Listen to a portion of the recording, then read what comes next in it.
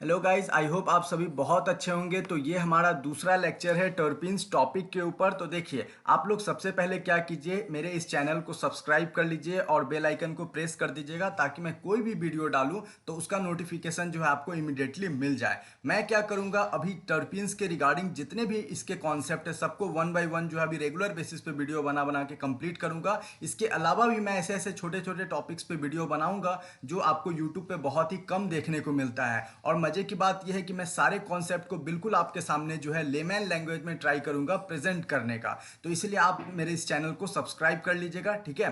तो अब देखिए, मैं ये मान के चल रहा हूं कि ये जो हमारा दूसरा लेक्चर अब मैं स्टार्ट करने जा रहा हूं, तो आप इसका पहला लेक्चर देख चुके होंगे। अगर नहीं भी देखे होंगे तो मैं क्या करूंगा, इस वीडियो के नीचे डिस्क्रिप्शन बॉक्स में उस पहले लेक्चर का जो है लिंक शेयर कर दूंगा, ठीक है। तो पहले लेक्चर में हम लोग बात कर रहे थे क्लासिफिकेशन के ऊपर। तो मैं बार बार एक चीज कहता हूं कि जब भी हम लोग किसी भी चीज का क्लासिफिकेशन करते हैं तो उसके पीछे का कोई ना कोई जो है आधार होता है। तो यहाँ पे भी जो हम लोगों ने क्लासिफिकेशन किया था टर्पीन्स को, तो उसके पीछे का आधार क्या था, आइसोप्रीन यूनिट्स। तो देखिए, आइसोप्रीन यूनिट्स होता क्या है। तो सबसे पहले हम लोगों ने इसका मॉलिक्यूलर फॉर्मूला लास्ट लेक्चर में देखा था, C5H8 होता है, ठीक है। अब ये तो हो गया आइसोप्रीन यूनिट्स। अब जितना नंबर ऑफ आइसोप्रीन यूनिट्स बढ़ता जाएगा उसी अकॉर्डिंग जो है हम लोग डिफरेंट टाइप्स जो है वो टर्पीन्स डिसाइड कर पाएंगे। कैसे, तो देखिए यहाँ पे इसीलिए हम लोगों ने क्या किया था, C5H8, तो ये हो गया आइसोप्रीन यूनिट्स का मॉलिक्यूलर फॉर्मूला। इसके बाद हम लोगों ने N लगा दिया। अब N का जितना वैल्यू बढ़ते जाएगा उसी अकॉर्डिंग हम लोग डिसाइड करेंगे कि वो कौन सा टर्पीन है। तो N इज इक्वल टू, अगर सपोज कि हम लोग 2 लेते हैं, ठीक है, यहाँ पे हर कुछ को जो है वन बाय वन समझते चलिए। तो N इज इक्वल टू जैसे ही 2 लेंगे तो C5 कितना हो जाएगा, C10 हो जाएगा, 2 टाइम्स हो गया। H8 कितना हो जाएगा, H16 हो जाएगा। तो C10 और H16 ये किसका मॉलिक्यूलर फॉर्मूला होता है, ये हमारा हो जाता है मोनोटर्पीन्स का। तो ये भी चीज जो है मैं लास्ट लेक्चर में आपको बता चुका हूं। इसलिए मोनोटर्पीन्स को आप लोग देखते क्या होंगे कि मोनोटर्पीन्स कंटेनिंग क्या करता है, 2 आइसोप्रीन यूनिट्स। मोनोटर्पीन्स में जो है 2 आइसोप्रीन यूनिट्स होता है। क्यों, क्योंकि देखिए एक आइसोप्रीन यूनिट्स तो C5H8 हो गया, और इसको जब 2 टाइम्स यूज कर रहे हैं तो वो किसका मॉलिक्यूलर फॉर्मूला बन रहा है, मोनोटर्पीन्स का। इसीलिए मोनोटर्पीन्स को दूसरे लैंग्वेज हम लोग ऐसे भी कह सकते हैं, 2 आइसोप्रीन यूनिट्स। तो यहां तक आई होप सारे स्टूडेंट को हर कॉन्सेप्ट जो क्लियर हो गया होगा। चलिए अब हम लोग करेंगे क्या कि मोनोटर्पीन्स के जो है डिफरेंट डिफरेंट टाइप्स को सबसे पहले वन बाय वन जो है डिस्कस करेंगे।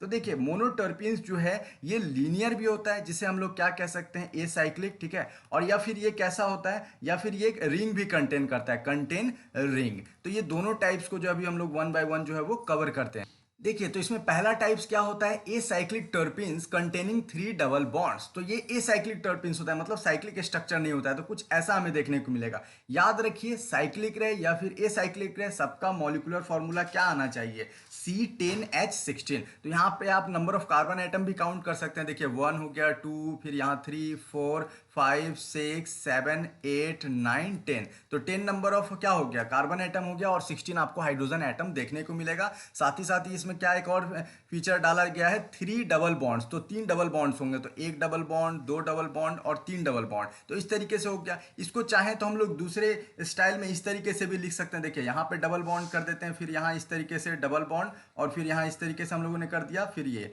तो इसको हम लोग चाहें तो इसीलिए मैंने और लगा दिया, आप ऐसे लिखो या फिर ऐसे लिखो, क्योंकि दोनों केस में क्या है, ये ए साइक्लिक टर्पीन्स है। और इसको हम लोग क्या कहते हैं, इस कंपाउंड का आखिर नाम क्या होता है, तो इसका नाम होता है मायरसिन, ठीक है। तो MYRCENE।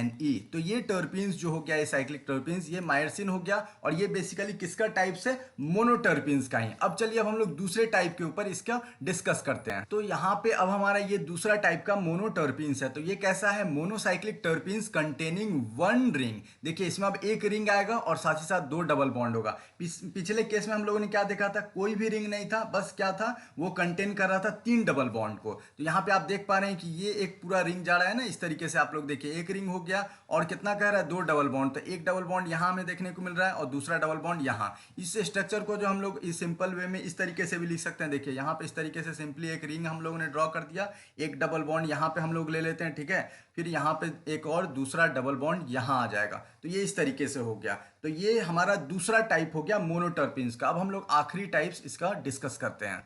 तो सेकेंड टाइप में जो अभी इससे जस्ट पहले वाले स्लाइड्स में हम लोगों ने क्या देखा था, मोनोसाइक्लिक टर्पीन्स। इसीलिए मोनो मतलब क्या हो गया कि उसमें एक ही रिंग बन रहा था, लेकिन यहाँ क्या है, बाईसाइक्लिक टर्पीन्स। तो यहाँ इसीलिए दो रिंग बनेगा और एक डबल बॉन्ड। तो जो आप देख पा रहे हैं ना, इसका तीसरा टाइप में भी दो रिंग बन रहा है, इसका दूसरा टाइप में एक रिंग बन रहा था, लेकिन इसका पहला टाइप में एक भी रिंग नहीं बन रहा था। तो पहला टाइप हो गया हमारा ए साइक्लिक टर्पीन्स और दूसरा और तीसरा टाइप हमारा हो गया साइक्लिक टर्पीन्स। तो इस तरीके से स्ट्रक्चर है। इसको हम लोग कुछ इस तरीके से भी रिप्रेजेंट यहाँ पे बड़े आसानी से कर सकते हैं। देखिए यहाँ पे हमें करना क्या है, दो यहाँ पे हमें रिंग ड्रॉ करना है और एक डबल बॉन्ड रहना है, ठीक है।